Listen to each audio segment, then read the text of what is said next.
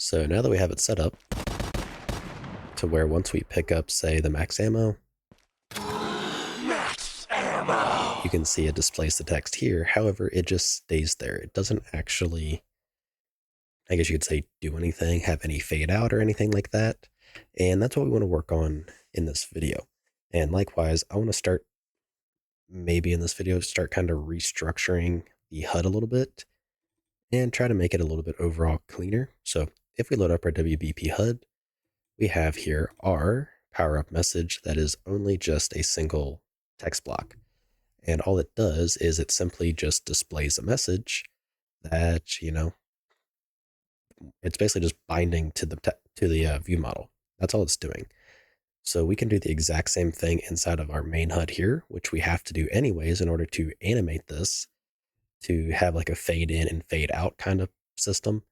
So we're likely just going to end up starting to switch some of these around to be solely just text blocks. So for example, the round, that's just a text block. The, where is it? The interaction message, that's also just a text block, so on and so forth. So we don't have these, children here that are just kind of doing things that they don't really need, I guess you could say, to do. So let's first off go ahead and just get it set up to do the animation part. So here we have our animation tab, and to get that, you can go to your window and enable animations. And we want to click on our power up message here and add an animation to it. So let's hit add, and let's call this one, what do we want to call it? Let's do not interaction. This would be the power up picked up animation. So we can select that, and we first off know that we want to make it to where this is just completely hidden by default. So we don't want this to be visible. So with it selected, let's first off go down to rendering opacity and just set it to 0. That way it's hidden. So now we want to go ahead and add a track to the WBP power up message. And we want to add some changes to the render opacity. So we want that to start out at 0. So make sure it has a keyframe. And we also want it to be moving up. So we want to affect the transform a little bit too. So let me pull up a video to show you kind of what I'm referencing here. All right. So when he picks up the max ammo, you can see it displays and then it goes up as it slowly fades back out. So that's what I want to mimic. So we need to also add another track, which will just be the transform. So we start out at 0 opacity and our transform right here. So what we want to have happen is when it appears, we want it to first off, go ahead and start kind of fading in. So after say a quarter of a second, we're going to set the render opacity to 1. And then likewise, we want the position to stay the same. So we're just going to simply add a keyframe to right here. And that's pretty much it. So this is going to make it to where it slowly fades in. That could honestly be a little bit on the slower side. Let's go to half a second.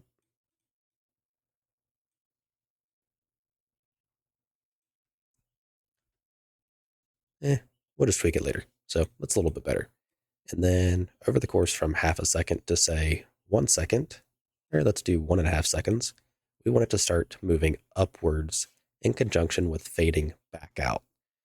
So let's go ahead and grab our transform, go to translation, and we want to focus on just specifically the Y. So we're just going to drag this, I believe it's down to move it up, and something like that. So like -50. So that'll be the keyframe there. And then for the render opacity, we can set it to 0. So this will start here, it'll fade in, then it'll start moving up as it fades out. So let's see, right about time. And I want to make the render opacity stay at 1 for longer. So let's go to say 0.75 and bump the render opacity back up to 1. So it kind of shows and then starts to hide itself as it moves. So let's check this again.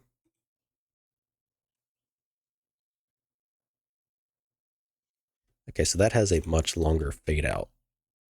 So let's take this guy here, and we're just going to move it straight back. Can I not? There, I'm being dumb. There we go. Okay, let's try something like, let's add a whole other 1.5 seconds. So we're going to go to 3 seconds. Oops.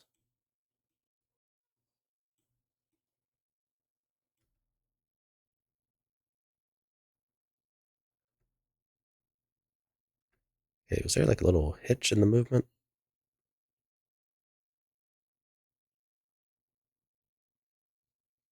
I can't quite tell. I want to actually remove this keyframe and then go back and just set the Y to 0. So that way it only has just that part keyframed. See if that smooths it out. I doubt it though. All right, so it takes about 3 seconds to complete. Let's time this.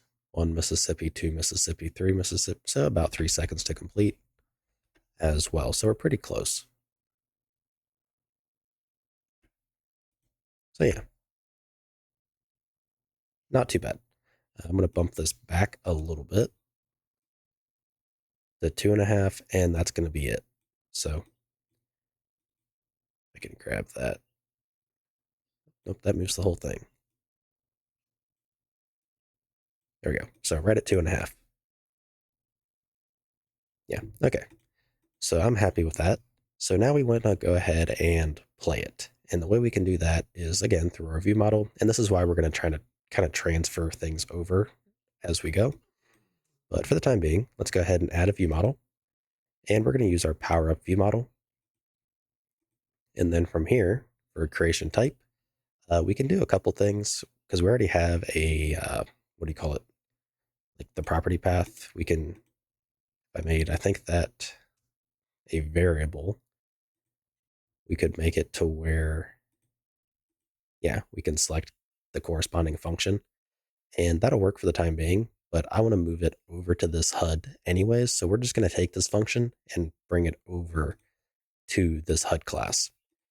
So let's go ahead and go to our Powerup message widget, grab our get Powerup view model function, and simply paste it in our HUD, like so.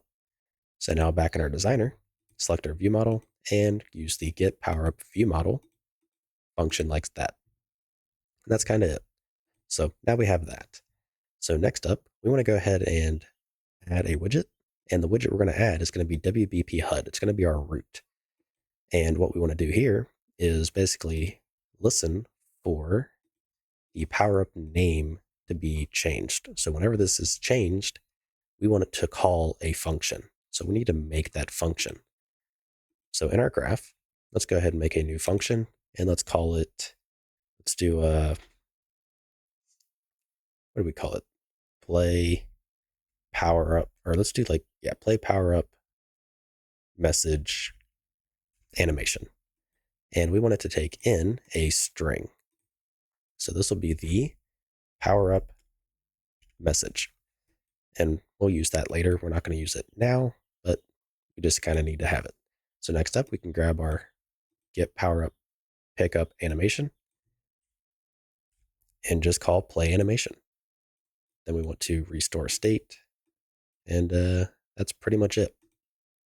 So we can compile and save that, go back to our designer, and now in our view bindings, we want to make it to where whenever this Powerup name changes, we want to call our corresponding play Powerup message animation function. So let's select that, compile, save, and we should be good to go. So now when I hit play,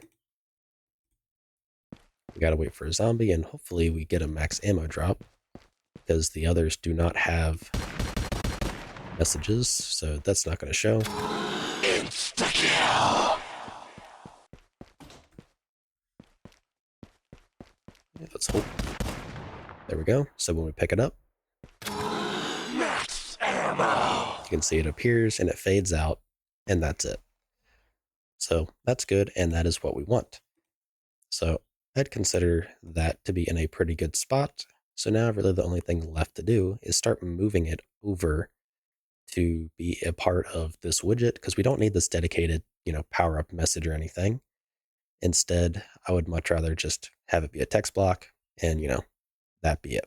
So with that out of the way, I will see you in the next video. If you like what I'm doing and you want to help support me, you can find a link to my Patreon in the description below, where you can also get early access to this entire series.